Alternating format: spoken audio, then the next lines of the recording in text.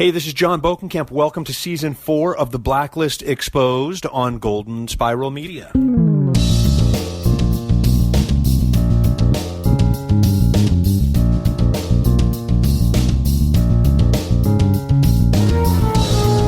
Bringing a knife to a gunfight is inadequate, but a rock, now we're talking. Welcome to The Blacklist Exposed. I'm Agent Troy Heinrichs.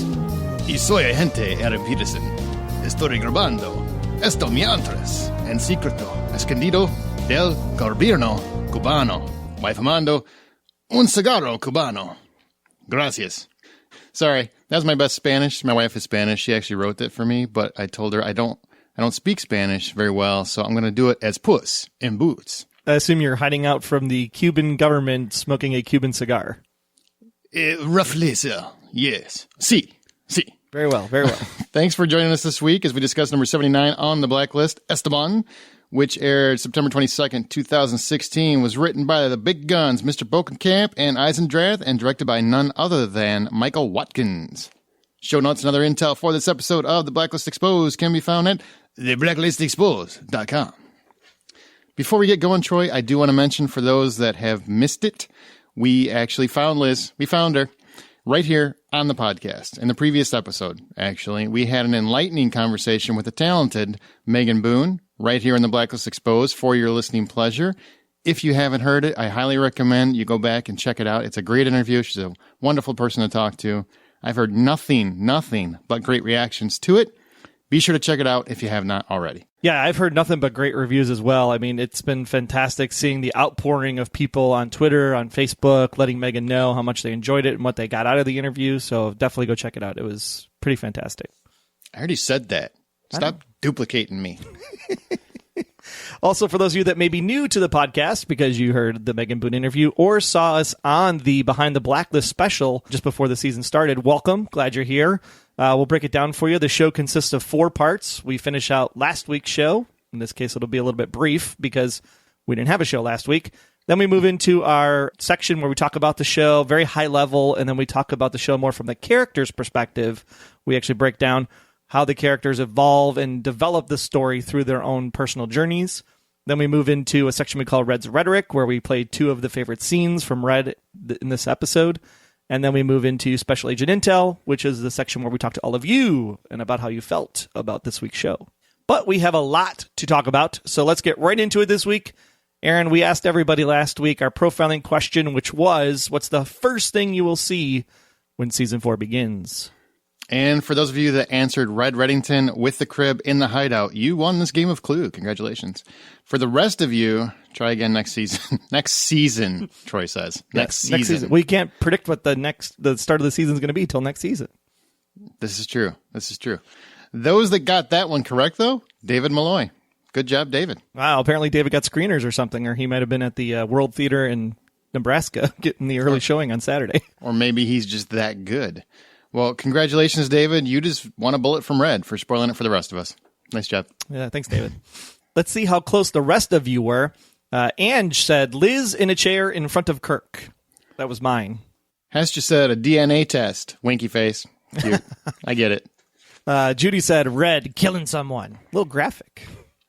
Carol said empty crib, then cut to Liz. Close, but no Cuban cigar.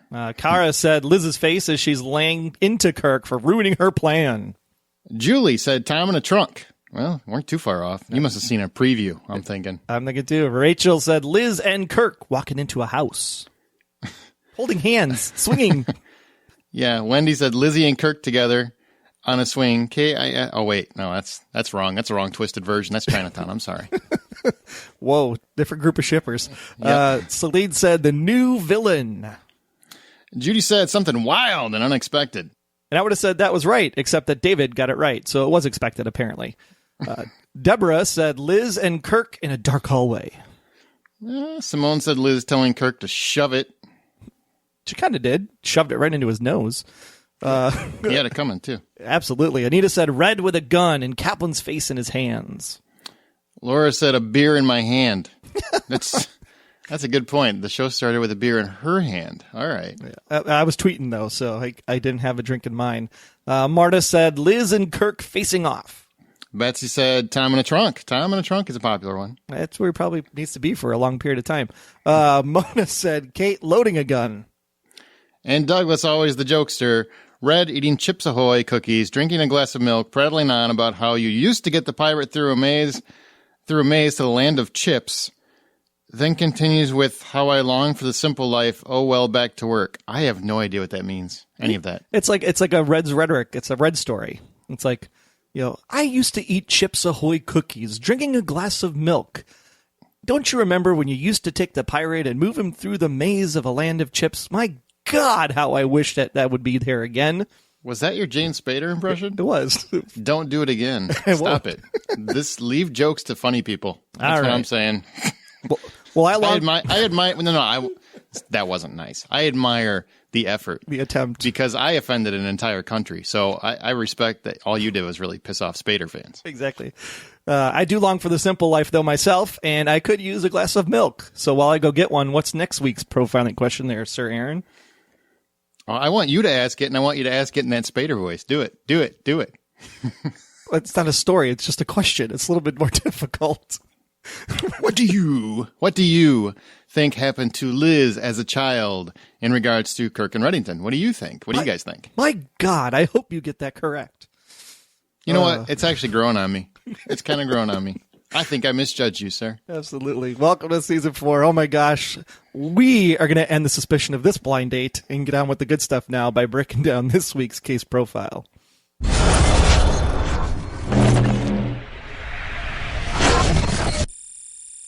Esteban is the blacklister, but this episode is about one thing and one thing only: finding Elizabeth Keene. Red ends up tracking down the kid. Well, you know what? Before we get into that, I should ask you quick thoughts. What did you think of this as a season premiere of the Blacklist, as well as as an opener overall? I think it's interesting, right? Because we talked about the show, how it's been a genre show, but it's also been a procedural show at the same time. Mm-hmm. And this is great because people that are fans, right? It's season 4 at this point. Are we really picking up new viewership for the show? Probably not. So the diehards are the ones that we're probably catering to at this point. And they're I will stop you before you continue. I disagree with that. I was actually literally just talking to a friend of mine named David, who is in South Korea, and he is just now saw the first 3 seasons of Blacklist. He hadn't seen it before, and he just caught up. So I think they are still picking up some new fans. But I would clarify that they're not new fans. Just because they binged watch all 3 seasons over the summer with us, 67 days in a row, that was awesome. They're not necessarily new fans. It's not like someone's sitting down in their chair for the first time watching season 4, episode 1. Okay, I see what you're saying. Yeah. So people that are invested in the show already are sitting down to watch this premiere. So I'm glad that it picked up right where it left off, and we keep the genre and the mythology going right away. I love the decapitation. Totally awesome. The eyes coming out of Esteban's head creeped me out completely. Had nightmares the rest of the night. But for a premiere episode, for a season premiere, I mean, yeah, it seemed like it was just another Blacklist episode, I think is what you're trying to get at. No, I wasn't trying to get at anything. I asked you what you thought. I agree. Well, then I say yes. It was a little bit. It wasn't as great as I think Troll Farmer was. Troll Farmer was definitely a little bit more exciting. I really liked it. I did enjoy the episode. I do think I could have used a few Samar answers, and we'll talk about that later. It's a little poll, but I definitely. It's more action focused. This one. It was very exciting. It was very tense. In terms of the story, you didn't get a whole lot more, but I think from what I'm gathering, usually the way it's been the last couple seasons is that we open with a lot more action and getting the story moving, and then episode 2 really fills in some of the blanks. So that's kind of what my expectations are. And I was probably expecting, because I'm stupid, and I turned on, I'm like, we're going to get the whole story between Kirk. Yeah, I was dumb for even thinking that. That was a dumb TV 101 I should know. I'm not going to get that whole story, episode 1. Well, if you're a Blind Spot fan on NBC, then not. you were in the pilot or the premiere that happened a week before this, because Blind Spot started early. They gave a whole bunch of answers right at the pilot, so it is not, I guess, out of the realm to expect that you could have gotten one answer by the end. Instead, we got the standard car crash scene. No, we got an answer. It's just a matter of if you're willing to accept it, which I think, and actually that behind the scenes Blacklist where they tease the new season. I think it's like 22 minutes. You can find it on YouTube on NBC Blacklist or whatever. You can also find a link on our YouTube page because we have a YouTube channel now. Oh, there you go. There's a link on our YouTube page. Go Troy. But if you watch that, they do allude to the fact that, you know, a lot of us will watch and they think they've given answers, but we don't necessarily accept those answers because we think other things, or, you know, we're caught up in the world of Red Reddington, so we think that can't be the case. Yeah. So they might have given us the concrete answers. We're just not willing to accept them yet. Everything is a lie. Right. All right. Well, moving back on to this episode, we both really thought it was a cool start to the season. I'm really excited about where it goes, and you know what we end up doing. I don't want like a whole season chase, though. I don't think. I think I want to get to where we get this Liz and Kirk thing going. We figure out what's going on. Maybe she does come to trust him. I don't know. We'll see. That'd be interesting. We do move on. Red tracks down the kidnapper that Tom hurt and cuts his head off. Awesome. Hang on. To carry around for identification purposes. My only question is, does he not have a camera on his phone? I mean, can he not just take a picture? Why has he got to take the head? Well, first of all, no, he does not, because Red only uses flip phones, burner phones. He doesn't use smartphones. Second of all, hey, still man. Have cameras, don't they? Well, they take a really crappy picture. All right. And two. So it's really about photo quality. Absolutely. It's 100% photo quality. 12 megapixels or no less. Secondly, 10 o'clock is all I'm going to say. 10 o'clock. It's a lot different than 8 o'clock. I don't know what that means. 10 o'clock means more blood, more gruesome, more awesome. Oh, you mean the time. Yeah, the kiddos are in bed. So they can get a little bit more. Do you really think that's the reason? Because they're on later at night, so they can do more of the sadistic violence? But they weren't really tame before. Well, I mean, there was a NBC show called Revolution that was on, and they were pretty graphic for 8 o'clock at night. So I think they were violent before, but remember, it was on Mondays at 10, and then it moved to Thursdays at 8. I think Thursdays at 8 was a little bit tamer than cutting off someone's head right at the beginning of the show. That was awesome. I think it's been a pretty there's been gratuitous blacklisters throughout, so I probably see that a little different. I just thought it was funny when he's sawing off a head, and I'm like, you could just take a picture, man. It's cool. It's 2016. Pictures are happening. See, I think the difference between 10 o'clock and 8 o'clock is that we would have... You're really stuck on this. Well, you're really stuck on this time thing. We would have seen like them chop the head off, right? And it would have cut to black on the chop. But the fact that you saw the chop and the blood splurt across Kaplan, that's awesome. You don't see the chop. You just see him put a knife to the throat and then blood on Kaplan. Right. I'm saying that's what you would have seen at 8 o'clock. What you would have seen was just the chop. And I think you're overthinking it. You tend to overthink it. It's over. Network censorship, man. We need to be on cable. The man is keeping us down. Is that what you're getting at? Mm-hmm. All right. Well, Kirk has Liz and somehow has protection from the Cuban government, which is what leads us all to Manuel Esteban, a Chilean spy master who is a snitch for the CIA, which Red knows. And I want to ask you, how do you think Red knows that? Because he knows everything. No, I mean, legitimate question. How does he know that? Well, I'm going to quote Panabaker. Is there anything he doesn't know?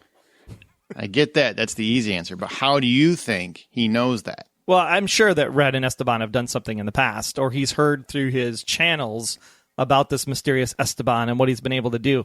I mean, you think about it, if he's doing anything around, you know, capturing women, and it seemed like he was part of some kind of slave trade organization. Maybe it's a spider splinter cell from the Mabasa cartel, or it's another organization that's been trafficking things across the... Because remember, Red's all about, you know, controlling these ports. So maybe he wanted to eventually get into Cuba to control a port, but Esteban has been the one that he needed to clear out in order to control the Cuban port. Okay, what was the deal with Esteban holding that woman, the woman captive in the cellar, and then handing over his eyes, which was weird and creepy? Yeah, how do you be a spy if you're blind? Like, isn't that I spy people. Something with my eyes? All my little birds, man. You don't need your eyes. You gotta listen. Echolocation. No, seriously, what was the deal? Did you ever get the understanding of what the deal was with her in the basement? I do not, actually, because he said if you talk, then your, what was it, her husband and brother or something, was it? I can't remember exactly. Yeah, well, he was asking her, what is your plan to leave the island? And I'm trying to understand exactly why did he need her plan? And I think that's something that we're going to get later, right? Because it comes at the end of the episode when Panabaker is saying, are you a moron, Ressler, for doing what you did because you don't understand the full implications. So maybe there was something bigger. Maybe this girl, even though it was probably more exposition and trying to just establish who Esteban was, maybe there is something about it because they did show her coming out of the house or whatever it was at the end of the episode again. She's saved, yeah. So I'm guessing maybe because I know he's wanted to a degree, so maybe he was trying to force her to share an escape plan she had off the island. Maybe that's what it is. I don't know. I'm really trying to figure that one out, and I guess I got confused. It's probably a simple answer, and everybody's like, "Wait, why don't you get it, you morons?" Well, morons got it. That's funny. The one thing that it could be, too, is that maybe he didn't have a way off of the island, and she did, and because he knew that he was basically burned by the CIA, and he was on his way to his execution, maybe he wanted a way to escape. I literally just said that. Oh. See, if you ever listened when I talk, this show would be more fun. It'd be a lot faster, too. It probably would be. All right, well, let's dive into the characters. That's the crux. I mean, really, yes, we had a blacklist for this episode, but it was all about finding Liz Keene. Esteban played a very minor role. He was just the facilitator to get Red to Liz. Exactly. Agree. Okay. All right. And we did it with some fantastic tunes this week. I mean, that opening sequence, the club music, that was some fantastic stuff. Not that kind of club music, more like, metal thrasher and spikes and, goth makeup and stuff.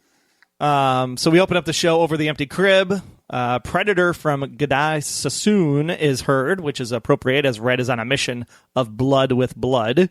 So we hear Como Se Baila from the Latin Mambo Orchestra. It keeps Tom happy in the trunk of Mato's car, but clearly is not Agnes' style of music. Man, that kid has some lungs. Yeah, that kid cries a lot. I think maybe might be a colicky baby. A little bit. I want my mommy. Sefue from Sir Ortegon plays as Tom tries. Wow. What was that? I thought I was bad. What was that? All right, continue. Let me try No. You let it roll, son. You already butchered it. Go ahead. It's Sefue from Senior Ortegon plays as Tom tries on his Halloween costume as MacGyver. That's funny. You need a mullet. You need to give him a mullet. Totally. Verdadero Amor from Alex Torres in the Los Reyes Latinos greets a pantsless Ressler. Yes, I said pantsless, people, as he enters the Cuban cafe. Mm-hmm. He's wearing shorts. I'm stressing. I know. I'm stressing pantsless. I didn't say nude. I said pantsless. It's different. All the ladies were like, "Man, I got to rewatch that scene again." I missed something. Hello. And then we hear the losers, the radio version of "This Is War," as Red and Dembe and team go after Kirk, as Kaplan finds Agnes with Romina. I love that song, by the way. It's perfect for that moment, but I also just love that song. It was great. Aaron's got a new jam already in the pilot. That's right. The premiere. It's not club music, because that's how club music is heard in my head. I like that opening song. I thought the opening song was great. It was really cool, yeah. But when you say club music, it's always for me. Kudos to Michael Watkins too on that opening sequence shot as he's coming through that club or whatever it was, and just the slow progression as they walk through. Man, that was so cool. And he just keeps giving poor Kaplan the stink eye. All right, well, we'll get there. Let's start with Dembe. He is not on Kaplan's side, which he made painfully specific to her. Did that surprise you at all, that he's not on her side? If Red's my boss, I'm going to side with my boss all the time, regardless if I agree with it or not. Absolutely. And he did get some ass kicking time. So when he fought with the baby snatcher, why didn't he kill Mato? I think his name's Mato. Mato. Do you say tomato? I say tomato. Mato. Yeah, Mato. Mato, yes. We established that. Why didn't he kill him? That's a really good question. I'm not, because he was on the bottom, right? So Mato literally beat the snot out of Dembe. So I think that was it. Maybe Dembe got knocked out, and that's why he couldn't go after Mato, and Mato escaped. All right, I guess that's true. Poor Dembe. How did he lose that fight? I mean, seriously, I just think he's bigger and badder than Mato. The bigger question is, because I don't think we have Mato on the list here today, but was Mato driving the car at the end of the episode? Because those cars don't have airbags. So Yeah, he was driving the car because I think, well, they didn't show what happened to the woman, right? Right, exactly. But I assume Kaplan killed her because she pulled the gun on her. That's what I would think. Yeah, that's what I assume. But I think he was driving. I didn't quite understand that aspect of it because it seems very dangerous for the baby to hit that car. I mean, you want the baby alive. He wants the baby alive, you think, correct? Well, I think he wants to be alive himself, is my point. I mean, those cars, like I said, don't have airbags. Did he bring pillows from the house to protect himself, knowing he was going to slam into the side of a car and then be able to get up and walk away from that accident? Oh, man, you ever been in those old cars? You could hit a semi and you'll be okay. They built them to sustain an accident. Well, it's not the like car, today where everything folds like a foil. Well, the car sustained the accident, but you're still going to hit that steering wheel pretty rough. He's a badass, man. He gets up and he moves forward. That's true. He still got up and took out Tom after Tom hit him with a shovel. That's true. Apparently he needs how to use that shovel. He needs to use that shovel a little better. All right, let's move on to Aram. Very emotional this episode as he's trying to understand everything that's going on. But I think he's more hurt by Tom lying to him.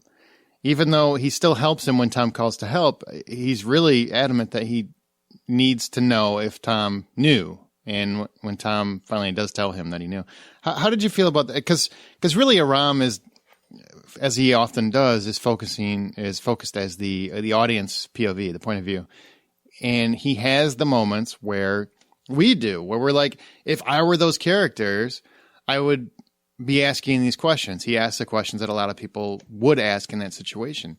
How did you feel about how Aram handled the finding out Liz is still alive? I think it was great because remember at the end of last season how Tom and Aram kind of bonded a little bit over Samar and how Tom's telling him, you need to make your move, just go ahead and do it. So, I would absolutely think Aram would be a little bit hurt by at least not being let in on the plan. Like, I thought I was in the club, man. What you doing? You're my friend. I think I would definitely be pissed at this point. And I love that we have the same kind of Aram dialogue, I guess is the best way to put it, where he's like, did you know? Did you know? Well, okay, I'll help you out. Yeah, a tracker. Yeah, that's awesome. Trackers, that's really cool. But did you know? Did you know? Mm-hmm. It kind of bounces back and forth, which is really cool. The thing that is interesting about Aram, though, was that he's going to probably be in trouble with Samar calling her out at the end of the episode. I don't think so. I think she needed to be called out. But we'll wait for Samar. I want to just talk about Aram right now. I think he's obviously someone who can forgive her for the situation, even though he's very, very hurt by it. I think he's the first one that's going to forgive her. Ressler's probably number 2, and then Cooper, and then Samar's distant, far distant behind. Do you see much coming from that, like when he's reunited, or is he just going to instantly forgive her? I think Aram's a softie. I think Aram forgives her on the spot. He's going to be like, how come I wasn't in the... I think he's more like the where do all the cool kids get to go play, and I wasn't involved in the plan. That's true. That's true. Let's go to Samar. Samar is not happy about Liz's betrayal and thinks this is wasted time. Now, she doesn't want to devote resources, the post office resources, to helping her.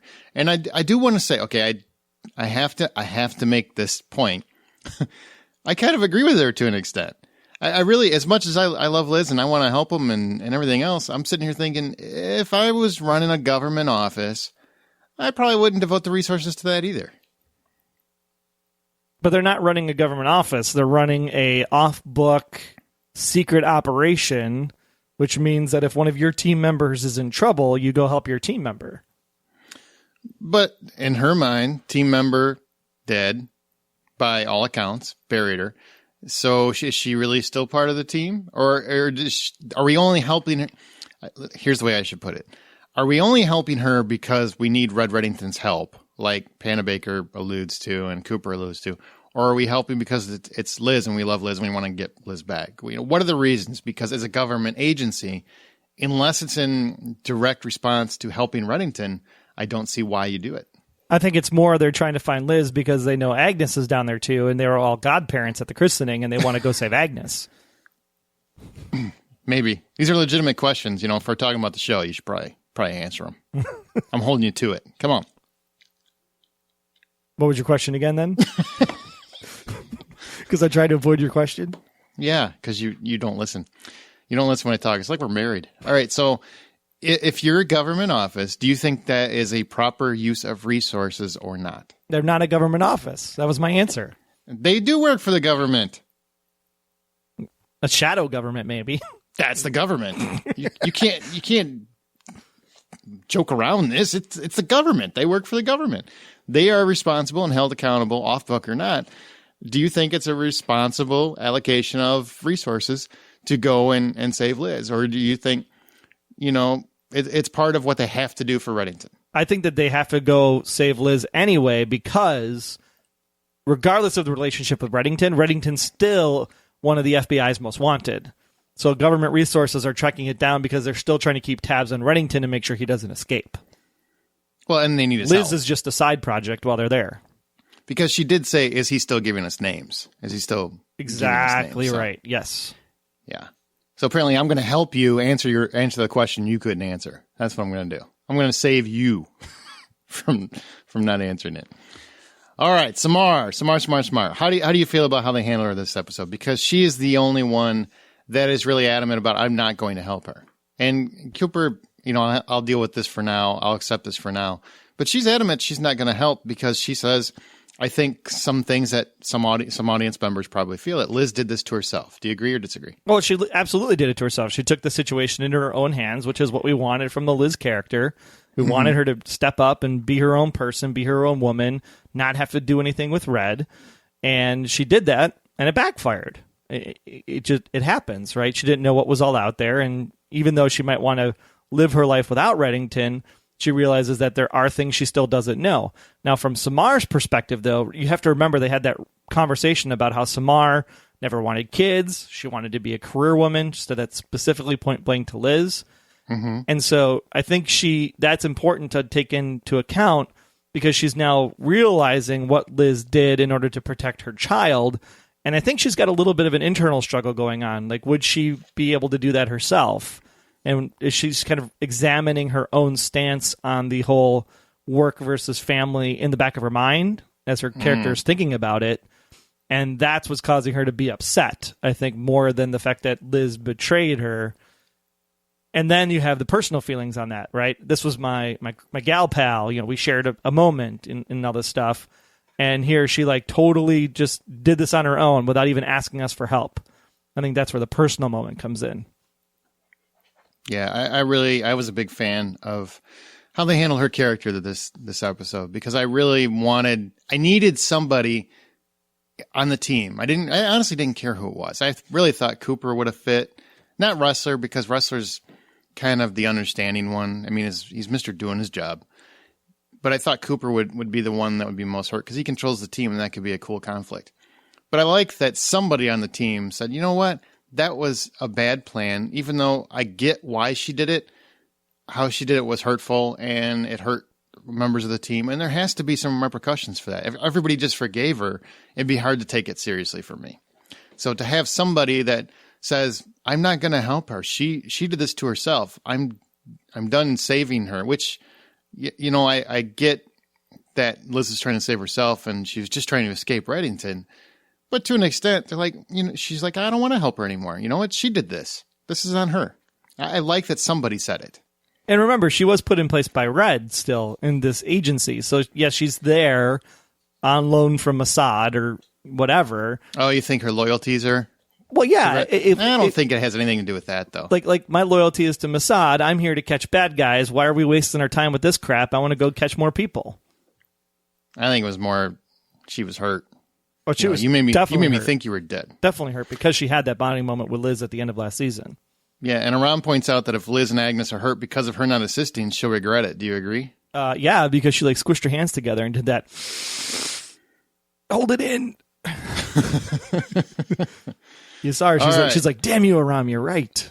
Let's move on to Alexander Kirk or Constantine Rostova, however you want to refer to him. And Red did call him Constantine, so I think it is firmly established he is Constantine Rostova. Well, he's Constantine.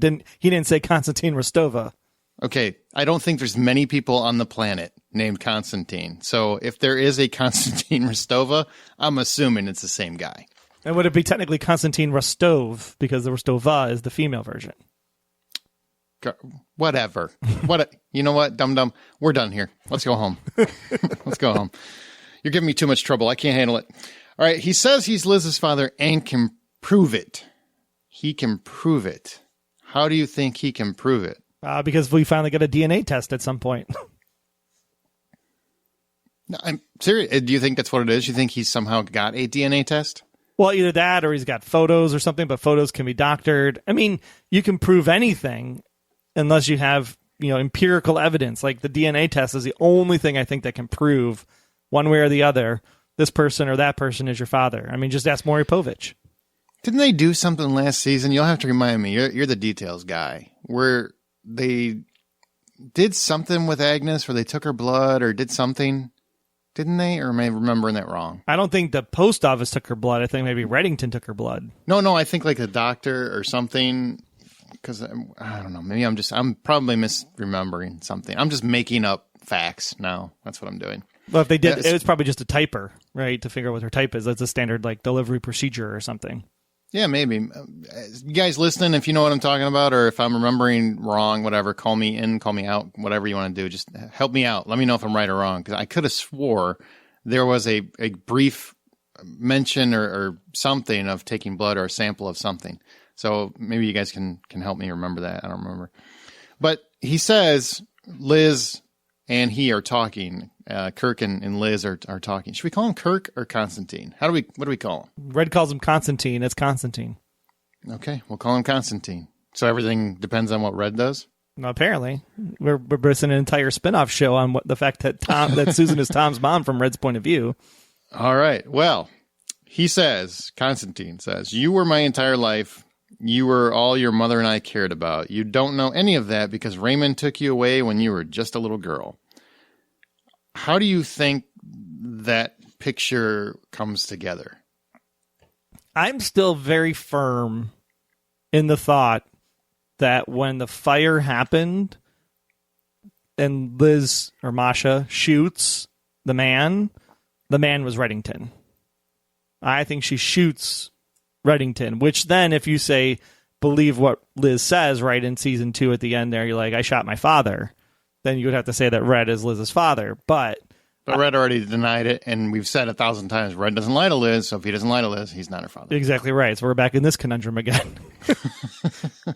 So I think that, yeah, there's a potential, because Rory actually made a good point, I think it was on Facebook, where he said that in the dream sequence, the man says her name is Elizabeth, and Constantine, Kirk, in this situation, does refer to her as Masha.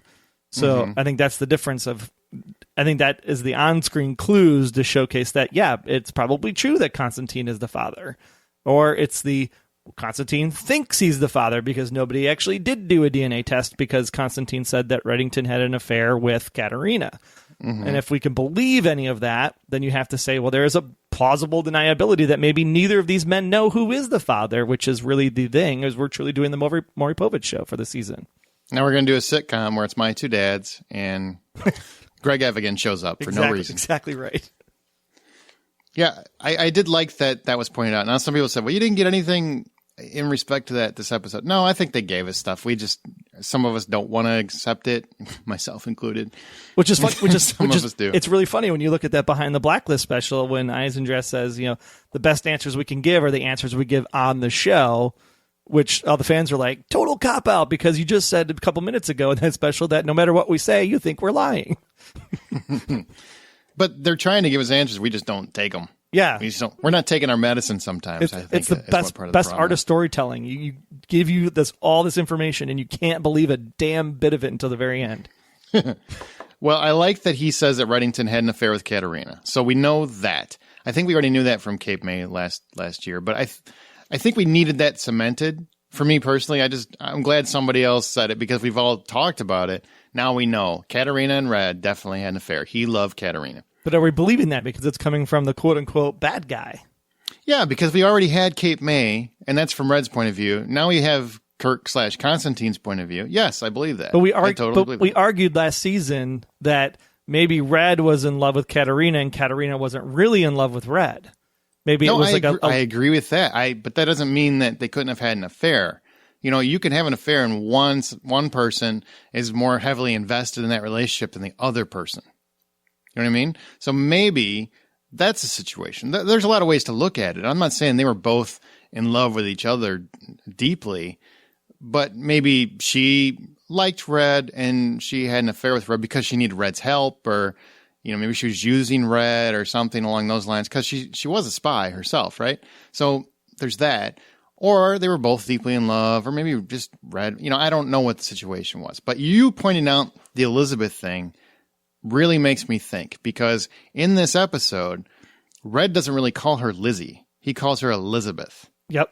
Throughout several times, which I didn't even think about until you just pointed that out. So if the man calls her Elizabeth, and then in this episode, you've got Red repeatedly calling her Elizabeth, I think that actually makes sense that the man that she shot was Red. Which then, if you put all that together and believe what you're seeing on the screen, would mean that Constantine saying that he's the dad would make Constantine the father. Yeah, I mean, at this point, I think, Bokenkamp said it in our interview with him, right? He said, I think at this point you have to take his word for it. Which is also the way of saying, like, in order to enjoy the show right now, you have to take his word for it because it's where the story's going, but we're going to completely mess you up by the episode 8. Once again, we just don't want to take our medicine. It could be very, very simple, and we just don't want to take our medicine. Exactly right. But, you know, we're spending 15 minutes on it. When he said point blank, I'm your dad, Red hasn't said he's not, but he has. Here's the thing. He can be her biological father and still not be her dad. Does that make sense? I'm trying to explain that because some people say, well, you guys are confused and you can't make it. No, for me, a father is someone who takes care of you and raises you. A father is not just someone that inseminates your mother. I don't think it's that simple. I think a father is much deeper than that. I think the show has kind of gone to show that family ties or familia ties can be a lot deeper than just blood related. Right. My daughter's adopted, right? So I'm the father, but I did not impregnate my daughter's mother. Exactly. And I don't know why, but when you said it, it sounded dirty. I don't know. I said impregnate. You said inseminate. Yeah, there you go. I said it more of a medical term. Size. Yeah, that's your mom talking right there. That happens. But he also says that Red was just an evil, spiteful man. One day, he and Katerina came home to find Red had taken Lizzie, and they thought she was gone forever until he saw her on the news with them. I don't know, man. I mean, yes, Cape May could definitely be the episode where it's all from Red's perspective, but it feels to me like, no, he was trying to get her away from that horrible situation, whatever it was. Agree. I think it's exactly what it is. It's what we don't know is the history of why is Liz so freaking important? That's the question, right? And maybe it's Troy's question. Troy's question. You got one already. That story, I think, is what we're going to explore in season 4. What is it that caused these two men to have a spat? And because of that, we get the battle that's been going on for the last 20 years. And I think it's deeper than you had an affair with my wife. I think it's way deeper than that. So I'm just kind of curious where we're going with it. That's very, very interesting. Liz calls him a psycho. Calls Kirk a psycho, basically, because he shot at everyone she loves, and her husband is currently in the trunk, en route to his own death, I might add. Unless there was something I missed, I'm pretty sure he was going to die. And everything I did was to get my child away from Reddington. Who could understand that more than you? Damn. Just damn. I get it. Do you get it? Do you sympathize? Do you get his point of view at all? Is it possible that he is in the right and we're just not willing to accept that he might be because we like Red? Well, that's what we've talked about a lot of times, right? Red is a criminal. Should we believe Red at his word? Is Red just trying to move his own agenda? We put Red up on a pedestal and assume that Red is a quote-unquote good guy or want him to redeem himself. And yeah, maybe there's a very good possibility that Constantine's like, it's all true and you're being duped. And then at the end of the episode, Red's going to be like, sitting there with a glass of wine, and he's just going to wink at the audience for the final shot. That would be great. And when Red asked if she is safe, which I thought was a noble endeavor, he said, "Of course she is. Unlike you, I would never hurt my own daughter." That's interesting wording. And I know that some shippers and whatnot are probably don't love that wording, but I mean, that was in the episode, so we have to talk about it. Well, and we got to talk about that because that statement, depending on how, if you want to take it as truth, right? We know that something happened to his family on Christmas Eve. Mm-hmm. So what did he do to cause harm to his family, I guess is the question. I'm not going to say that Constantine is implying that Red killed his own daughter, because that would be kind of sadistic and creepy. But what he put her in harm's way. Exactly right, which is also what he's technically doing to Liz if you look at it from Kaplan's point of view. Mm-hmm.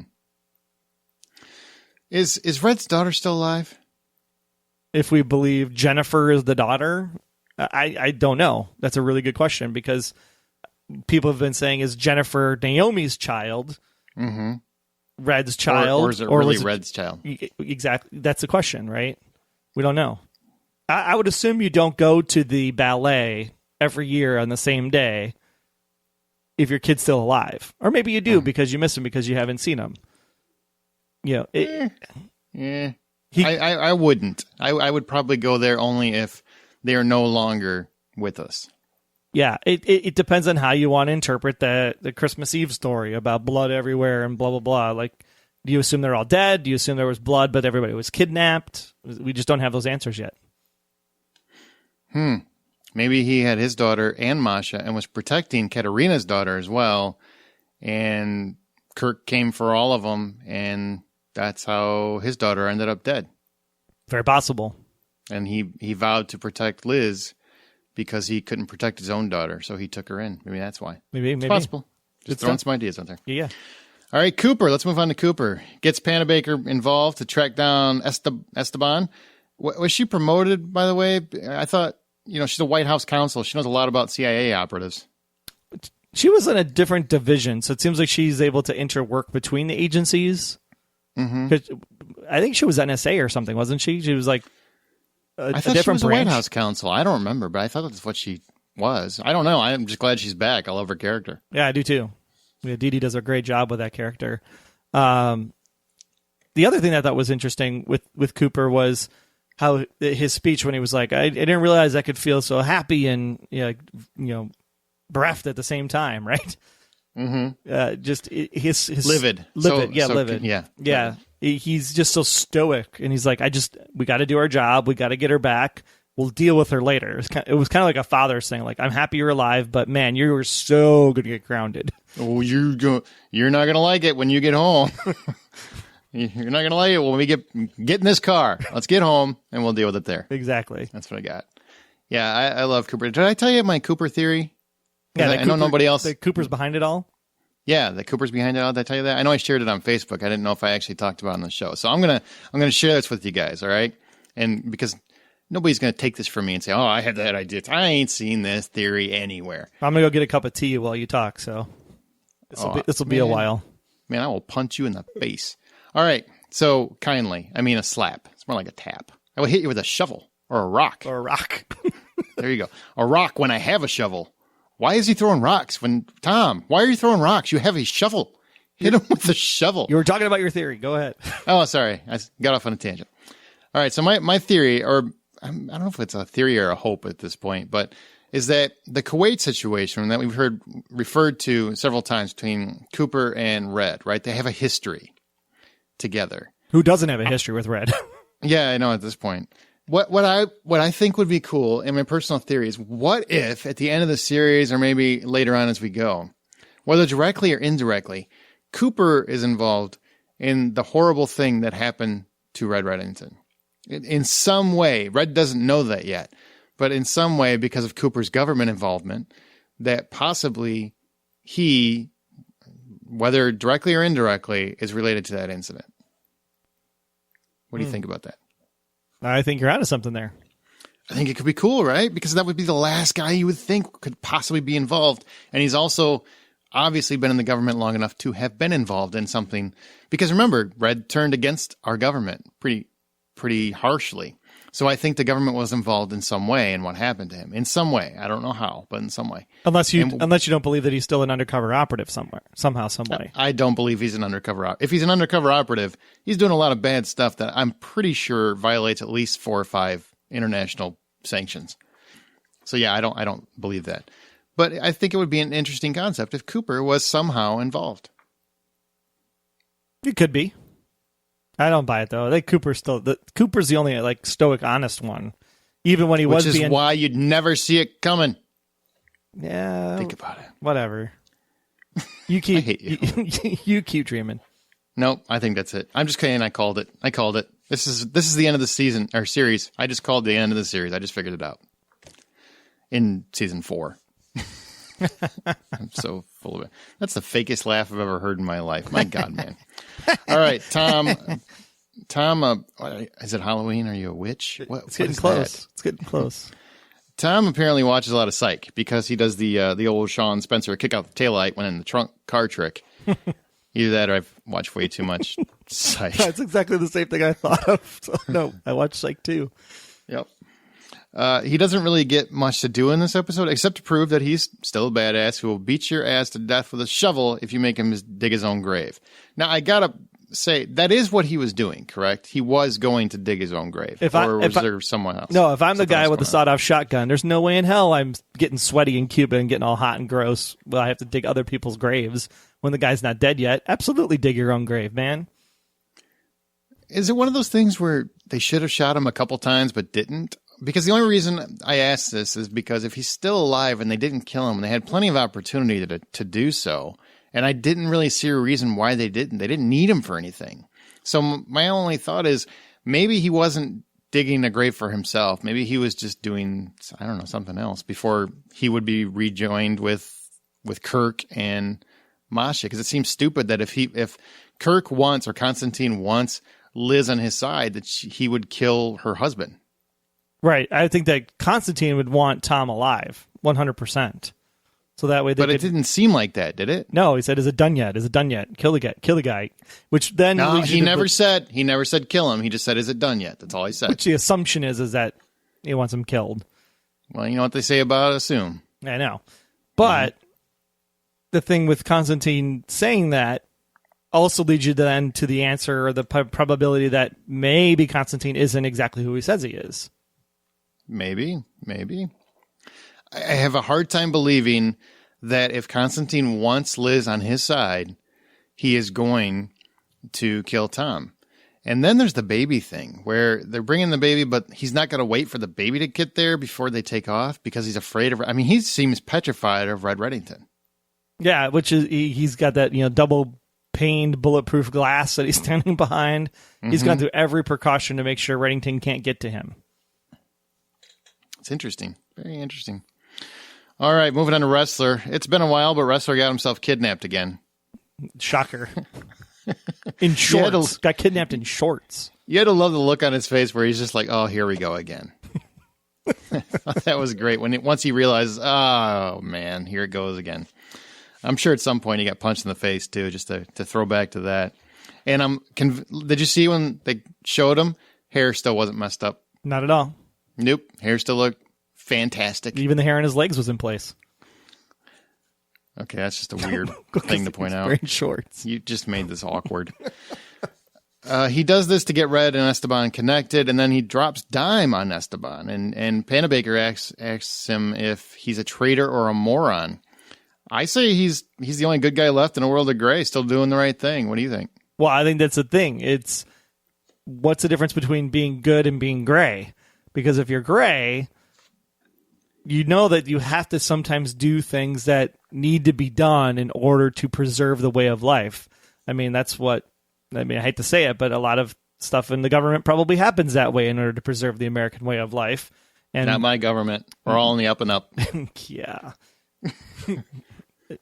Are you in Canada right now? No, just kidding. Aliens. But yeah, I love that Ressler still sticks with his bravado, his motto, that he sticks with his motto that he's going to make sure that justice gets done. And he saw what was happening in that prison or whatever it was, and he said, I have to save these people. That's who I am as a person. So I'm glad that he. What I love about the premiere is that every character is still the same character. Like nothing about the Liz faking her death thing has changed the character's point of view of who they are as characters. You know, I think if Ressler would have done something weird like tag team with Red and let Esteban go, I think people would be more put off by that. So I like that Ressler did what he did. But I think that it sets up something big. I think Panda Baker doesn't just say that because she wants to say it for the fun of it, to just call Ressler names, which most of us do sometimes, especially from season 1. Then she really thinks that there's something bigger at play here. And maybe it goes back to the whole, you know, Russia, Cuban, communist state, that whole story kind of comes together, and maybe Esteban was trying to keep that peace.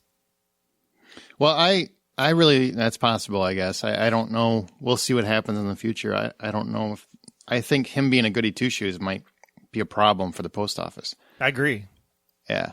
The one thing I will say that I love specifically about Ressler and Tom this episode is that neither one of them can, quote unquote, save Liz, which is really important to me. We talked about this in the season preview episode, a couple episodes back, where we were talking about what we want from the season. And I really want Liz to protect herself, to not need everybody else to save her, which was really important to me. And I think they're really going that way, where she's a fighter. I mean, she has finally gotten to the point where she is fighting. She's a mother. She's got the maternal instinct. And, you know, Tom, for all his ass kickery, couldn't save her. I mean, he barely saved himself, honestly. He couldn't save Agnes either. And Ressler tried to do what he could. I mean, he put himself through hell and risked his own life, but he ultimately couldn't do what was needed to save her. So I like that. I thought that was a cool concept, because we've had several seasons where somebody always kind of helps her out or gets there at the last moment.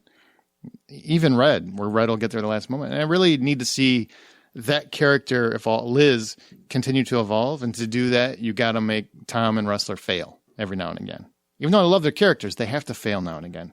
Otherwise, that character will never move forward. And I also love the fact that Samar and Ressler's relationship is officially over now, because she refused to go down there to help Liz, but you think that she would have gone down there to protect her partner. Back up her partner. Yeah, if there was still some feelings there.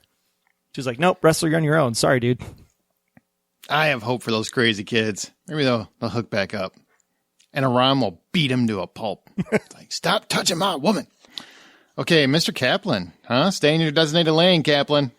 How'd you like that little That's a little analogy? Great line. The cleaner becomes the strategist. Yeah, I like where he kind of goes on a tangent where he says to Kaplan about, or he's talking out loud, telling a story like he does, which I think is one of your rhetorics. Absolutely it is. Yeah, and he talks about how people should know their limitations. And all I keep thinking is, do you really know yours, Red? I mean, yeah, you're great at a lot of things, but do you know your limitations? Because you made a lot of miscalculations last season. He did. Mm-hmm. So do you think he actually does know his limitations, or he's just really mad, so he's throwing that out there? I think he's just really mad and throwing it out there, because I know that if he was a true, arrogant leader and I can just do what I want to do, he wouldn't have Kaplan and Dembe at his side. A good leader surrounds themselves with the people that know about things and situations and can navigate waters that they can't navigate themselves. And so from that perspective, I think at this point, Red is just trying to prove a point and to make sure people understand, hey, this is what I'm good at and this is what you're good at. And because of that, I'm going to do your job like crap right now. Even though I could take a picture and we'd be done. Exactly.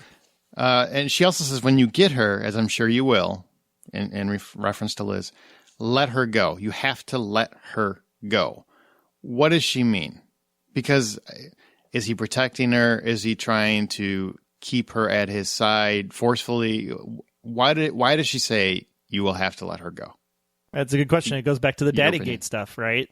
If you're the true parent, do you have to let your parent go in order to keep her safe? Maybe the fact that he could potentially still be the father, even though we've got answers in the show and on the season 1 DVD, that if Red turns out to be the father, then maybe that's just it. In order to protect your child, you got to let it, if you love something, set him free, and if it's meant to be, it'll come back to you, kind of thing. Well, that aspect can play no matter what theory you have. I mean, honestly, no matter what your theory is, that plays in for the shippers too, right? Absolutely. You just have to let her go. So I mean, because there are some people that feel like, well, she's reminiscent of Katerina, so he has romantic feelings. There are people that think he has father feelings. There are a lot of theories out there. Your theory, you're going with the parental thing. I'm kind of on the same plane with that. Is that we're both parents, and I don't think he has to necessarily be her biological father, or even he just has to see himself as a parental figure. And he has to let her go. That's one of the hardest things to do as a parent. When your child grows up, you have to let them go. So I think my opinion, that's what she's referring to. Yep. She does something at the end, which I thought was extremely interesting. She does the protect the child lunge, which is if you've ever been in a car and there's an impending accident, you see an impending accident, if you're a kid and you're in there with your mom, she does that thing where she throws her arm against you and protects you, uses the mom seatbelt, as it were. Oh, and okay. when she I was trying to figure out which part of the sequence that you were talking about. Okay, so the car I'm accident, with you. the very end. Yeah. Yeah, where she sees Mato is coming with the car and she lunges forward and protects Agnes. Do you think that means that she is a mother? Because for me, that's a very maternal or parental thing, to lunge forward and protect your child. Do you think she has children? Is she maybe Red's sister? So we talked about that concept right back in early season 2. Like, could they be brother and sister? Mm-hmm. That's what I'm asking. Could they be brother and sister? And that's why he feels so betrayed by her. Not because she's a trusted comrade, but because they're blood related. Yeah, but why would she do the motherly lunge, like you were saying, for Agnes? Because she's self-protective. Because she's all... Yeah, go ahead. No. Well, I agree with you that you don't do that move unless you have a child of your own or have been through that experience, right? Like even if you're married, right? You sit there and like anytime you have like you keep saying right, like you're answering your own question. It's. Well, even if you're married. Anybody in the front seat. I mean, maybe not you, but anybody else, I would stick my arm out and protect them from that front seat collision. No. I'm very specific about who I'm going to lunge forward for. But you kind of have that instant reaction. So I don't know if the reaction of the lunge makes or breaks a statement of whether or not she's an aunt, a mother, a relative, or anything, or has kids of her own. I don't think it necessarily makes that statement, because you would protect somebody if they're in your front seat when you're about to crash into something, if that was going to happen, right? I don't know. Stop saying right, because it's not. I don't think it's right. Then just say, I don't think it's right. I don't think it's right.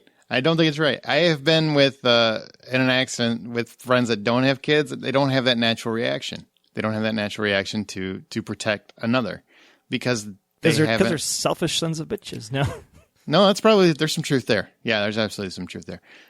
My feeling on it, seeing that, was that maybe she's the aunt, and because she was very instrumental in protecting Liz from Red. She was worried about Red's obsession, so she took it upon herself to protect Liz there. Very, maybe not maternal, but an aunt is someone trying to protect their niece or child or something. Someone that has that instinct, and that's what I got from that. I feel like she is more involved in Liz's life than we realize. Or she was more like, I'm just going to make sure this kid is safe, because if this kid is safe, it's going to get me back into Red's good graces again, which is kind of how she did it, which is what happened at the house, right? She has that like, oh man, I'm not going to let this stand. I worked too damn hard to make this happen. I'm going to save that kid. And then she goes and saves the kid, and then is, hey, Red, see, I was able to do something good. No, I didn't see that at all. I don't see that at all. I think Kaplan is the person that makes people disappear.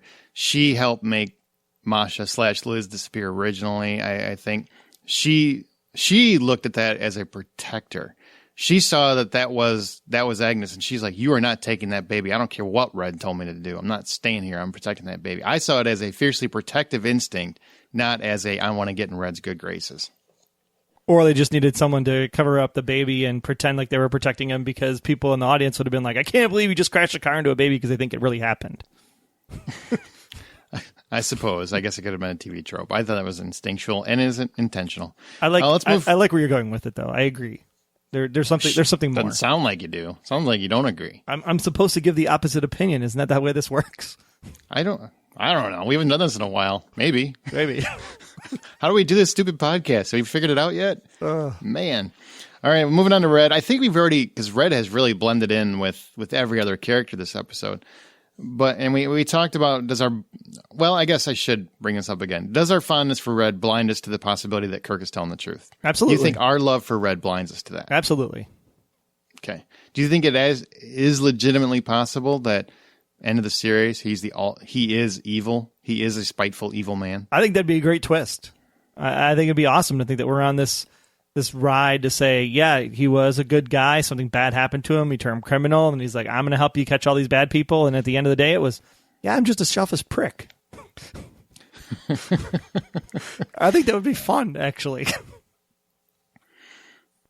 How do you think he's going to take this? Because, of course, he's trying to save Liz, and he misses her. She gets away. And then he gets Agnes, and he loses her. How do you think this is going to affect him? Well, he doesn't know that he loses her because he's unconscious. But I think this is something that's very important here, right? Is that even though the baby is safe, well, I guess the sequence didn't really... I was hoping it was going to happen a different way, and now I'm playing it back in my head. He ran to the beach first, then he came to the house to find the baby. So, yeah, I was trying to figure out, is it really about saving the baby, or is it really about saving Liz? Right? Where does Raymond Reddington's loyalties lie? And he did seem like he was distraught to go save Liz and wanted to save Liz. Went and got the baby, but so really I'm trying to figure out like what's important. Like, why is the baby important kind of thing? Because we're still speculating of, does Kirk really want the baby or does Kirk really want Liz? Well, he looks at that baby lovingly when the baby's there. He looks at it like grandpa, godfather, uncle. I mean, he looks at it like that, some kind of familial tie. And I've said before, I personally see him as an uncle or a caretaker or a godfather. I don't think he's an actual father, but I think he's a caretaker in some way. So I would see why he would look at the child of Elizabeth's as a loving and loving child. Why he would look at that child lovingly. Or it's a creepy version of it because he know that he lost his child, and anytime he gets a child, he's like, "Oh, I wish I just had a child of my own," and it's kind of stalkery like. You're weird. It happens. Some people are like that. Just saying. You're weird. That's a weird statement. You're so weird. But you just got done saying that he is an evil villain, and he's going to tip his hat at the end and go. It's a possibility. I didn't make it all creepy like. Well, I just said it's a possibility that maybe he just gets a fetish when he wants to hold babies because he misses his own kid. God, you're psycho. You're not babysitting anymore. That's what I'm saying. You're not babysitting. Good, because your daughter's 20 plus at this point. That'd be weird. Yeah, that would be creepy. And we'd probably have to fight. All right, so Liz, we finally get to Liz. By the way, I loved her line. I've got a blood disorder. Good, I'm dying. Even better. I thought that was great. Her witty remarks, and even when they were talking back and forth, sitting at the piano, I think that was really great too. I love her dialogue and the way it was just played out in this. Really well written. Yeah, and let's talk about that because when we talked about our preview, what we want from the season, a stronger Liz, a more forceful Liz was definitely part of it. And here we get. She doesn't give up. At any point does she give up at trying to escape, which I commend. She didn't just accept things. How did you feel about that? Did you like it? Were you bothered by it? Were you hoping for a little bit more? What did you like? What did you think about Liz in this episode? Well, this is the part of the pilot that I like and I hate. I keep saying pilot, but it's premiere.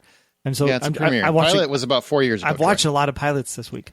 So the premiere is that on one side of the coin, I really wanted Liz to maybe fight against Reddington in a lot of ways. Maybe go with Kirk and just kind of play along for a little bit. And we get to that point where Red's sitting there with the gun at the bulletproof two-way mirror, and she's like, I'm on your left. And it's like, oh, son of a bitch, Now we're back to this. She's on the Reddington side. And and when that happened, though, then it was, okay, so now she's on Reddington's side. She's going to wait for Reddington to come get her. Then it switches again, and I'm kind of excited because now we did exactly what she wanted her to do, which was take matters into your own hands, escape with your kid. She got as far as she could because Mato's still out there. The guy never dies. Mm-hmm. And she got caught again. So till next episode, probably. Yeah. So, and I love the fact that she's like, totally duped Romina with the wood and the blanket. Totally awesome. Mm-hmm. So, yeah, I think we're getting what we wanted to see, which is Liz take some matters in her own hands, but she still sided with Reddington, which I think is the struggling point. she should have just said, I don't trust you. I don't trust you. I'm going to go find the answers myself. I thought about that. Okay. I legitimately thought about that and what you're saying. Like, didn't you just do everything you could to escape this man? Why would you jump on his side? And then I thought about it. She just wants to not be in captivity. And just wants to be with her kid. Yeah, and she wants to be with her kid, and she doesn't know this guy, and he has done everything he can to put her in harm's way. I mean, honestly, probably more than Reddington. Right. Because she thought she was fine, and this guy came for her and has killed a lot of people, shot up her wedding, done nothing but scare the hell out of her. So why would she believe what he had to say? I'm not saying that Reddington is any better, but I understood in that moment why she was siding with Red, because she just wanted to escape, and that might help her. So she's just like, I'll have him kill Kirk. That's fine. Mm-hmm. He's on your left. Yep. So I don't know, but whatever. It didn't. I like that we got that. I like that Liz fights and kicks some ass. She's not playing the victim this season. She's really just trying to. She's using people if she has to. I think she was using Red to escape. That's what I think. Yep. And I think that's what she's going to continue to do. I love the bandit in the door trick. I love the old log baby trick. I've never seen that done before, but I kind of want to see that again now. I think it's pretty cool. I really like that. But at one point, Kirk says, or Constantine says, you'll learn to trust me. And then he takes Agnes away. Can she trust him, or do you trust him, I should say? I absolutely don't trust him, because I'm told he's a bad guy. Even though he says he's the father. Great, you're the father. Amen. Finally, we can put that one to bed. But I still don't trust you. Like, maybe you being the daddy is the bad thing. Maybe there's a reason why Red kidnapped Liz back in the day. And I think the one thing that totally tells me that I shouldn't trust Kirk is when she is in the seaplane and they're flying away, how she looks at the window towards Reddington. Like crap. Like, dude, come find me. I don't know where I'm going, but come find me. Like, she still needs Reddington for some reason to protect her. Not protect her. I think she knows that he will come for her. And she's looking down going, that was my escape. That was my escape. Now I don't know where I'm going. I don't have Agnes. She's scared. Mm-hmm. Understandably scared. And that leads us to Kirk is taking Lizzie home. He says home. Where is home? Russia, Cape May, where's home?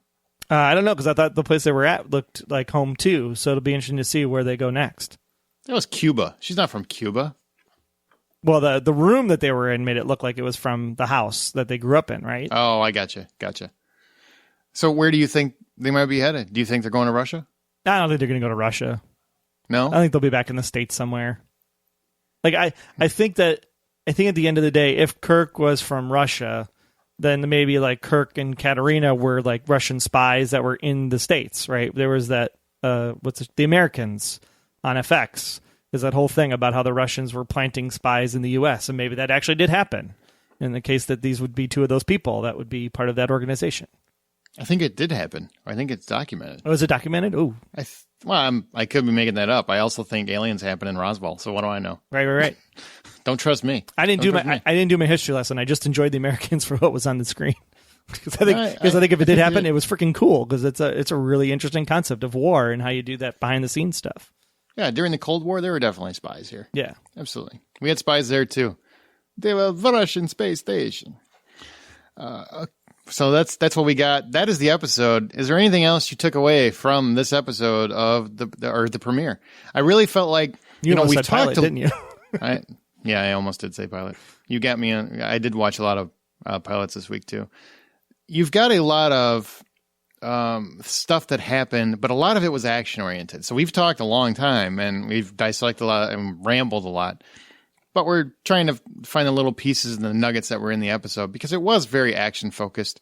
So not a whole lot of story beats in this one. It was really a chase episode to an extent. But I think we dove into everything that really stood out. Is there anything else that you think is missing we should have talked about? No, I think we covered a good chunks of it. I'd be interested to see what the fans think. So I think we should get to Special Agent Intel as quickly as possible. Absolutely. And I'm not going to have a Beyond Westworld promo today. There's just no way. I'll have it done by tomorrow probably. So just use remake or something. Okay, but the show's not over, so don't go anywhere. But please remember to download the Blacklist Exposed app for iOS and Android, and be sure to go even deeper into the mystery of Red Reddington by visiting our partner Blacklist site, theblacklistmbc.com. We'll be right back with Red's Rhetoric after this. Are you sick of the endless, poorly realized remakes as we are? Then take a listen to Remake This Movie Right, where we take a classic movie, figure out what works and what doesn't, throw a dash of humor at it, and then we craft our own remake. So by the end of every episode, we will remake this movie right. Recently featured as a podcast to listen to by the AV Club, you can find us at RemakeThisMovieRight.com or your podcast app of choice. Every movie you love will get a remake someday, and only you can make it better.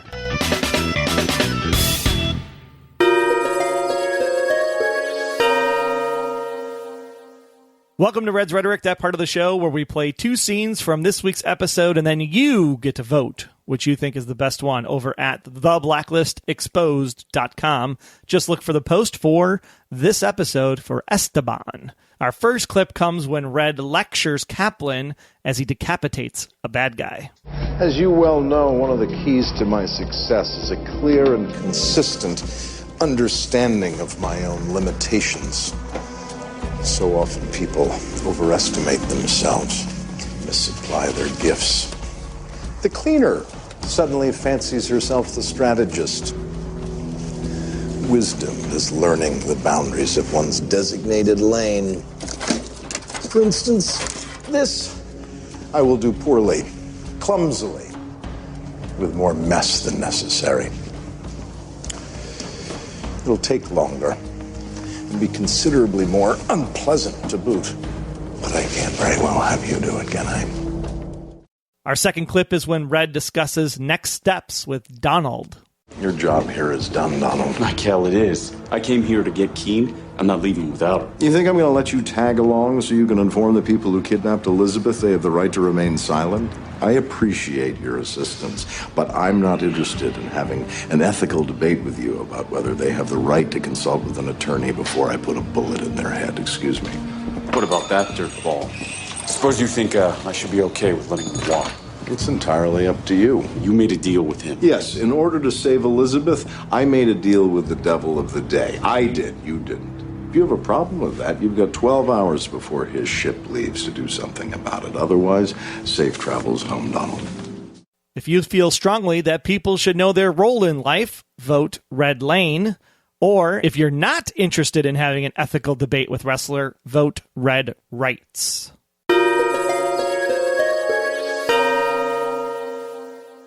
Okay. Again, for those that are new to the podcast, this is Special Agent Intel, and it's a section of the show where we showcase all of you, the fans, and your awesome theories and observations. So we're going to start with the tweeter. At Roxana W. Fuerte said, Season 4 opening, awesome, but can't help but feel sorry for Kate and wonder if Red may just do something to her. Do you think he'll do anything to her? I don't think so. I think after the baby saving, I think she's at least going to be alive, but still get the cold shoulder. Yeah, exactly. Answer says, wow, that was so much fun. What an amazing start to Season 4. Plus, oh my God, Ressler in shorts. He's got nice legs. He's got legs, and he knows how to use them. You said it, not me. At Proud Geek Girl said, fantastic. Grabbed you at the beginning and didn't let go till the end. Holy crap, what a start. Matt Mounts said, are you a traitor or just a moron? Who writes stuff like this? These guys, that's who. Hashtag great lines. I love that. Our good friend Tori Melshing on Twitter said, it was dope. It was dope. I haven't heard that used in a long time. Somya. There you go. That sounds better. It was crazy and awesome. What does it mean? She was never yours to raise by Red. Enjoyed every bit. It's a great point. Did we mention that? Yeah, I think we did. I'm sure we talked about it ad nauseum, but she was never yours to raise, Kirk. Constantine, what's up with that? Yeah. Daddy Gate is in full effect. Tammy on Twitter said, great show, crazy ride, super crazy ending. And Lily said, fan-freaking-tastic. This season is going to keep us all on the edge of our seats. Hashtag the Blacklist. I'm on the edge of my seat if a car is going to hit me, that's for sure. Yeah, I'm going to jump out of the car. I would leave Agnes. I'm a horrible person. I would just be like, I got to go. Mato's coming. Yes. Mato. Mato. Over on Facebook, Maricel said, such an amazing episode. The show has gotten a bit edgier in its new time slot. See, I'm not the only one. I disagree. I think it was edgy to begin with. But, hey, if people think cutting a head off is edgy, fine. That was awesome because we've seen the head sitting there with the blood dripping from it. Then we see the head slapped on the table. Like, we only just saw a head in a box. This time the head's out there in full effect. Oh, now I got a Timberlake song in my head, which is not appropriate for this podcast. Okay, continue. Things got a bit awkward in my living room when my dear old grandma walked in and when a certain person's head was getting cut off, but I enjoyed it nonetheless. Like how Red isn't taking crap from anyone, especially Ressler and his law-abiding ways. By the way, is anyone else buying how Tom got the upper hand on the guy with a shotgun by throwing a rock at him? Thank you. That's why I started out. You got a shovel. That's why I started the show the way I did. He would still be alive if he wasn't lazy in digging Tom's grave himself. It's true. This is why hard work matters, people. Hard work always matters. Hard work always pays off. Kim said, looking forward to your podcast. Well, thank you. I hope you enjoyed it. We kind of rambled a little bit. You got to, sometimes when you start the season, you got to get that chemistry back. You got to work out the kinks again. I would love it if Mr. Kaplan thumbed her nose at Red and jumped over to Redemption with her own team, maybe taking over Scotty's spot. Wishful thinking. Also, love Ressler being the one to go to Cuba. I adore that character. I think that would be fun to see Kaplan go over to Redemption and have her own team, but not take over Scotty's spot because that would make Aaron mad. It would. I'm a big fan of Famke Janssen. All right, Crystal said, I absolutely loved the premiere. Liz was fantastic. Her punch in the face, chair throwing, Band-Aid door trick, and those hilarious comments about Kirk were awesome. Red was focused and on fire. Can't wait to see the reunion between him and Liz. I don't know how to take the little reveals yet because, well, you can't take the stuff they say lots of different ways, but in looking forward to finding out. Yeah, I'm curious what's gonna happen. It's very early, so we don't know yet. Wendy said that's the way to do a season premiere, peoples. Hitting the ground running. No wasting time reminding us what happened at the end of season 3. I do want to say kudos to you guys. Thank you for that. I was really expecting the 5-minute montage of the entire season last year. I'm glad we didn't have to do that. Agree. Yeah. I like what we get. I like that we get the reveals early on out of the way. I know Red has brought a lot of pain into Lizzie's life, but Kirk is no father. Biologically, figuratively, any way a T. That's a new word. I like it. I totally disliked him referring to Lizzie and Agnes when ordering Motto to grab the baby and the girl, not Lizzie and Agnes, or even my daughter and granddaughter. That's a good point. That's a very good point. That's a very good point. Nope, Red has my full backing to clean Kirk up as messingly as he likes. She just likes to make words up. As he likes, preferably whilst he's still alive. I did feel for Mr. Kaplan in this episode, though I think the way Red treated her was his way of punishing her. I don't think we're done there yet. She almost redeemed herself at the end, like I thought she would. This is far too much, and there is far too much in this episode to yap about. I'll save it for another thread. One of my fave moments is Aram holding Tom hostage on the phone until he told the truth while knowing Lizzie was alive. I never looked at it that way. That's kind of funny. Yeah, he did. He totally held him hostage. I am not going to scan for your car until you tell me. Did you? Did you know? Of course I knew. Come on, son. Of course, I totally enjoyed Red going around kicking people's arses without so much as breaking into a sweat. Season 4 is going to be a right old gas. I have to love the fact, too, that when he cuts off the head, he rolls up his sleeves. Even though the doesn't want to get at the blood. Even though the blood splatters everywhere. Exactly. Alexander said, "Oh, I miss Spader so much." And turns out I was half right. I'm still super mad at Mr. Kaplan. I actually thought Red was being too nice to her, but for some reason, I seem to have forgiven Liz. Maybe that's because Red was so sweet to her. A lot of action and not a lot of progress, though. The team's reactions were, in my opinion, super annoying. Samar's too severe, Ressler's too understanding, Aram's a little too lost boy, and Cooper was way too calm. But I still have hope there. Tom, of course I knew, and my theory of neither Red or Kirk being the father stands. So I'm happy so far. I just hope Kirk has some actual evidence that it's not Red, so we can drop that at last. All in all, I'll be rewatching the show, and Red is back. Okay. Deborah said, there is no way Kirk doesn't know. If he suspected Red was the father, he'd have gotten a paternity test done. Yet Red said that Red said that she was never his to raise. Never. So I'm pretty sure Kirk knows he's not Liz's father. He's up to something. There are a lot. See, we're told and we still don't accept it. Yep. There are a lot of similarities between the house he takes her to and the house the fire took place. The child's drawing she finds with her name on it, the same exact childhood drawing Dom has of Katerina's. It's an exact replica. And how is he supposed to take her to her childhood home? That's interesting. I thought she was being raised in Russia until Red took her, being awfully bold, having fled Russia, going into hiding, only to go back to show Liz her childhood home. I still think Kirk is desperate for Tom to be killed off because Tom worked for Rostov, right? And he has something, and I'm sure some Russians are really mad at me because I butchered that name throughout this entire episode. Sorry. And he has something on him that can bring him down. He doesn't know Kirk as Kirk, only as Rostov. Is that right? Rostov? Yeah. Sure. Okay. Remember the Russian in the bathroom he went to talk to about answers regarding Katerina? He mentioned the name Constantine. Same name, just listed with a different spelling. That's a good pickup there. And I asked a Facebook poll question. So, what did you guys think of the season premiere? You ready for this? You want to run through the answers there, Troy? Sure. 2% of the people said the premiere, they weren't too keen on it. See what you did there? I'm clever, aren't I? I'm so clever. 7%. I'm so proud of myself for these. 7% said they felt like it was Mr. Just doing its job. Another 7% felt like it could have used Samar answers. Samar, that's so bad. And 84% loved it so much their eyes ran red with excitement. So I think overwhelmingly people loved it. Yeah. Majority of people loved it. Yeah, a good chunk of people. 80-20 rule. It's a win. It's a win. All right, well, that's going to do it, guys. That's going to conclude this episode. Be sure to follow us on Twitter at The Blacklist GSM, where we live tweet during the East Coast feed, and we use the show's hashtag, The Blacklist. Is there anything else you want to talk about before we wrap it up? We do have a great new podcast that's going to be starting, or it actually already has started, right? We got a couple episodes in the can called Beyond Westworld. That's right. HBO is going to be airing the 1973 Michael Crichton thriller that started a lot of things we found out if you've listened to the podcast.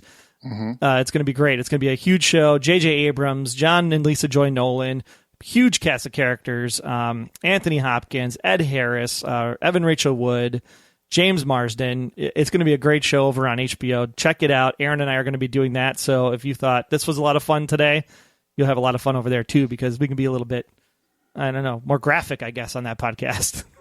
We can. I don't know. But we want to be clean. To listen. We want to be clean so we can be in every country. Yeah, but we dive into it pretty deep. So definitely check that out. It's called Beyond Westworld. It's kind of like an homage to the original series, the original franchise. So definitely check that out. And it deals a lot with how humans should act and treat each other and treat things. And you might get some philosophy standpoints of Aaron and I's inner psyches through that show. Troy wants everything to be an android. I do. Everything. I do. Everything. So yeah. He wants Red Reddington at the end of this, the Blacklist, to be an android. Oh, the Scooby mask comes off and it's a robot. That'd be awesome. God, but yeah, what's wrong with you? If you want to know why Aaron and I are the way we are, you might find some insights on that podcast. So check it out, beyondwestworldpodcast.com. And I want to put in another mention to Megan Boone's interview. If you haven't listened, I think you will see the actress and the character of Liz a little different. I really do. So definitely you should listen to it if you have not. It's a great interview. It's not just a marketing fluff piece. She really is a very, very honest conversationalist and really goes into a lot of stuff. So definitely check it out. It's a special interview, I think. It absolutely is. Don't forget to follow us all season long on Tumblr, Instagram, and also join our Facebook group. Just search for The Blacklist Exposed. Talk about the show, the podcast. Make fun of us even. It's okay. Yep. You can also subscribe to the podcast in iTunes. Please leave us a review, especially if you're new to the show or listen from the website. But if you are really on the go, make sure you download our app for iOS and Android, powered by Spreaker. You can also find all the intel and analysis about this episode for Esteban by visiting theblacklistexposed.com. Big thanks for listening, especially to this dum-dum. Don't forget to answer our profiling question. What do you think happened? What do you think happened to Liz as a child in regards to Kirk and Reddington? It's going to be great. Part 2 comes up next week. We'll see you then. Until next time, I'm Agent Troy Heinrichs. That's at Troy Heinrichs on Twitter. And if you want to learn more about me, just visit, about.me/Troy Heinrichs. And I'm Agent Aaron Peterson. You can hear me talking about movies and TV on the Hollywood Outsider podcast, as well as Remake This Movie Right. We are available at thehollywoodoutsider.com or on Twitter at H_outsider. Be sure to subscribe, download the app, submit your feedback, but most importantly, keep yourself off of The Blacklist.